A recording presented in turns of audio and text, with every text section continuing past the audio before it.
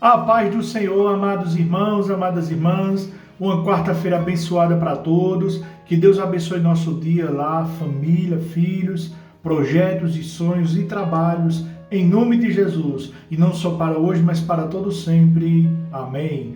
Queridos, amados irmãos e irmãs, começando mais o dia, nosso momento Bíblia, hoje quarta-feira, vamos meditar na palavra do Senhor, no que a palavra do Senhor nos diz, no capítulo 6 de Gálatas, versículo 8. Gálatas capítulo 6, versículo 8, onde a palavra do Senhor nos diz: porque o que semeia para a sua própria carne, da carne colherá corrupção, mas o que semeia para o Espírito do Espírito colherá vida eterna. Repetindo, porque o que semeia para a sua própria carne, da carne colherá corrupção, mas o que semeia para o Espírito do Espírito colherá vida eterna. Queridos, aqui um texto que me lembra muito aquele versículo onde fala que nós devemos juntar tesouro não na terra, onde a traça e o ferrugem comem e onde o ladrão rouba, mas juntar tesouro nos céus, onde traça e ferrugem não comem e nem ladrão entra para roubar.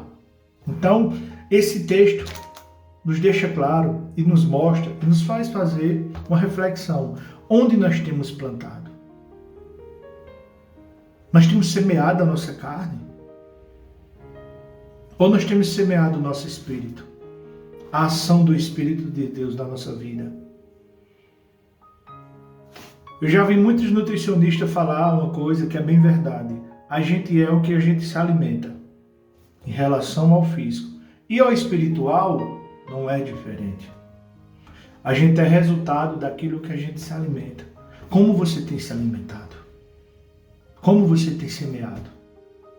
Aqui esse texto, quando ele fala semear para a carne, são atos de satisfazer e agradar a si mesmo, como está lá em Romanos 15, do 1 ao 3, que resultam na morte, Romanos 6, 23. Semear para o Espírito é obedecer ao Espírito Santo, Romanos 8, 14. Você tem tentado satisfazer a sua carne? Ou você tem tentado satisfazer o Espírito Santo de Deus, para que Deus reine em sua vida e no final de tudo, você ainda herdar o céu como herança? Deus é tão maravilhoso, queridos, que mesmo em meio à dificuldade, à adversidade que nós passamos, quando nós tomamos a decisão de ser fiéis, obedecer, viver, servir e viver para Cristo, a Cristo, por meio de Cristo, mesmo em meio a todas as adversidades que todo ser humano passa na vida, algumas perdas que a gente já passou na vida, ou passa algumas vezes, perdas de pessoas ou de algo, mesmo em meio a essas adversidades, Deus nos permite ainda provar do melhor dessa terra. Porque esse é o Deus que nós servimos. Porque quando nós temos convicção de quem Deus é, quando nós sabemos do poder que Deus tem e que Ele pode fazer muito mais do que pensamos ou pedimos, nós vencemos adversidades. E nos nossos momentos mais de angústia, nos nossos dias mais tristes, mais difíceis, nós cremos que há uma saída, nós cremos que há uma esperança. Viver com Deus não é ausência de problema, mas agora existe uma solução. Significa que agora temos refúgio. Significa que agora o problema tem solução.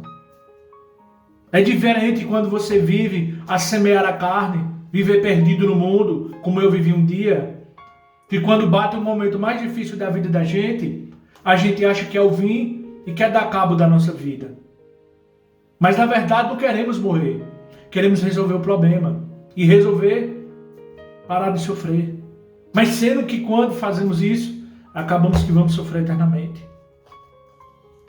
Diferente de quando a gente entrega a vida a Cristo, somos alcançados pela salvação de Cristo, o confessando como único e suficiente Salvador de nossas vidas, e vivendo com Cristo, começamos a vencer o medo, as indecisões, as incertezas, as adversidades, os perigos.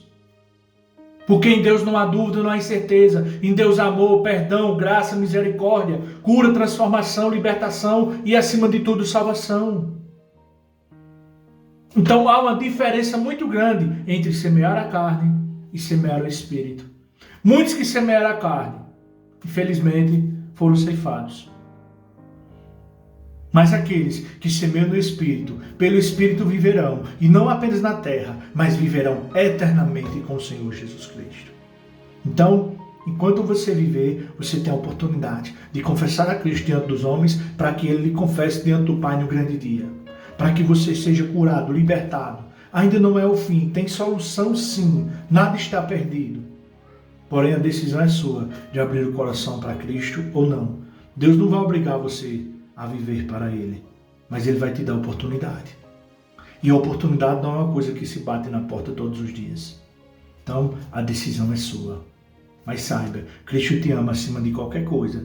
Ele abomina as nossas práticas pecaminosas, mas Ele ama o pecador. E Ele quer que o pecador se arrependa para que seja alcançado pela salvação dele, Cristo, transformação, cura, libertação, restauração e seja nova criatura e herda do céu como herança. Pense nisso. Que Deus nos abençoe, que temos uma quarta-feira abençoada e que a palavra de Deus penetre no nosso coração cada dia mais, em nome de Jesus.